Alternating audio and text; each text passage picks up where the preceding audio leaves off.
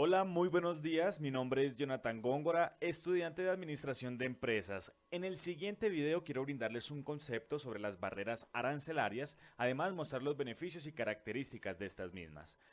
Cuando hablamos de barreras arancelarias estamos hablando de arancel y cuando hablamos de arancel estamos hablando de una política comercial. Antes de entrar en el tema me gustaría darles una pequeña explicación de lo que es una política comercial.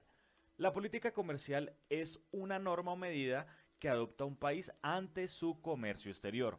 Se hablaba principalmente de que las políticas comerciales se basaban o estaban influidas principalmente por consideraciones económicas, cuando en su mayoría de veces han sido por carácter político, sociológico, histórico. De hecho, si lo llevamos a un ejemplo, la mayoría de las partes que realizan estos acuerdos tienen afinidad en sus políticas o a nivel histórico. Está el ejemplo de España y los países latinoamericanos en los cuales siempre ha existido una preferencia por sus vínculos históricos.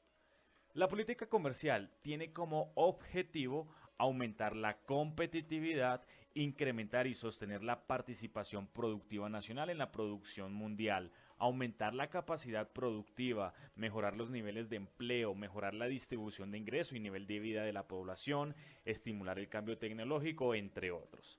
Existen dos tipos de política comercial.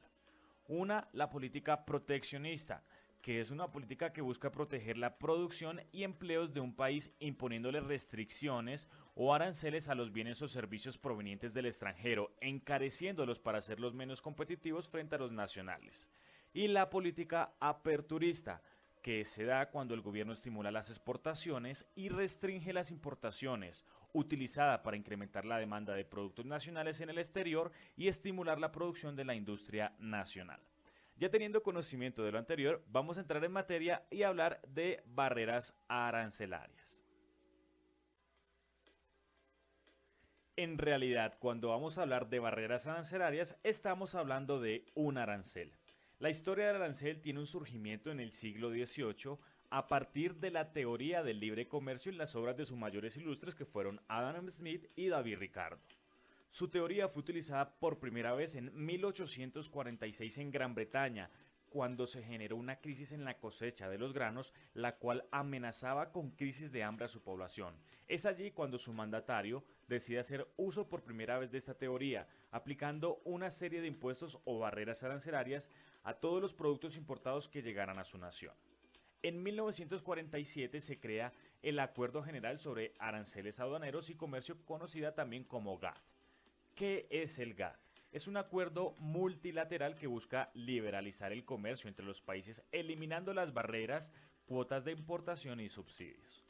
En 1995 se crea la Organización Mundial de Comercio, que tiene el mismo objetivo que la GATT y aparte cuenta con dos servicios adicionales, uno sobre la parte de servicios de propiedad intelectual y otra a la parte de los servicios.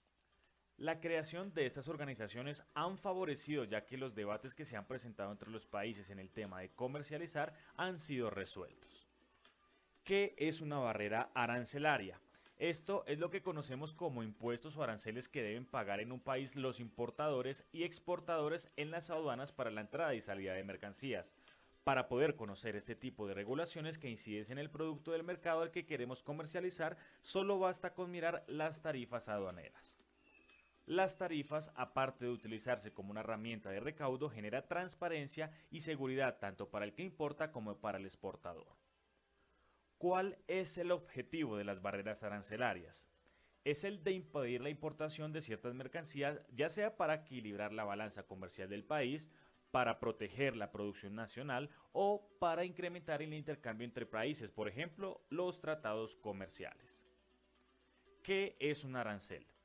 Es un impuesto que se aplica a los bienes importados de una nación. Ejemplo, cuando un buque arriba a un puerto, un oficial de aduanas debe inspeccionar el contenido de la carga y aplica el impuesto de acuerdo a la tasa estipulada del producto. Esto se hace ya que los productos no pueden ser incorporados a la economía hasta que el impuesto no fuese pagado. De aquí donde vienen, bueno, la parte negativa, los llamados contrabandistas, ya que encuentran la forma de evitar el pago de estos impuestos generando desfalcos para la nación. Tipos de aranceles. Ad valorem o valor agregado. El ad valorem es aquel que se calcula sobre un porcentaje del valor del producto. Ejemplo, 10 centavos por cada dólar. mientras que un arancel específico se basa en los criterios como puede ser el peso, por ejemplo, 5 pesos por 10 kilos de un producto determinado. Arancel de renta.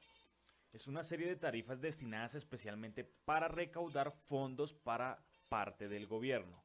Por ejemplo, un arancel para importación de café en un país como Japón, que es un país que no produce café pero tiene una alta tradición de consumo, recauda una cantidad estable para el gobierno.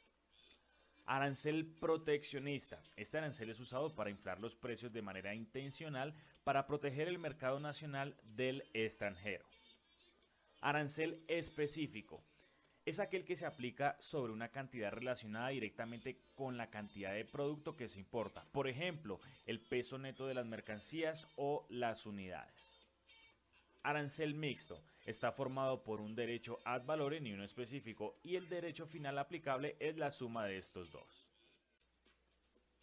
Ventajas y desventajas de las barreras arancelarias.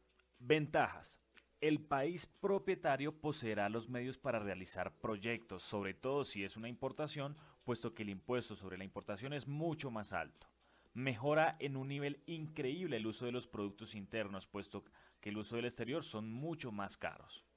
Hay más variedad de productos propios para los consumidores. Se aumentará la producción a nivel nacional. La competencia será menor, pues al no haber productos importados, solo habrá competencia entre los productos del país. Apoya a los ingresos y gastos de un país. Desventajas. Se incrementa el costo para los consumidores. Se incrementa el costo de producción para las empresas. Con el tiempo puede pasar de que al no ver productos importados, los consumidores se aburran de consumir solo productos propios. Al no haber exportaciones, eso dificulta la economía para los proveedores.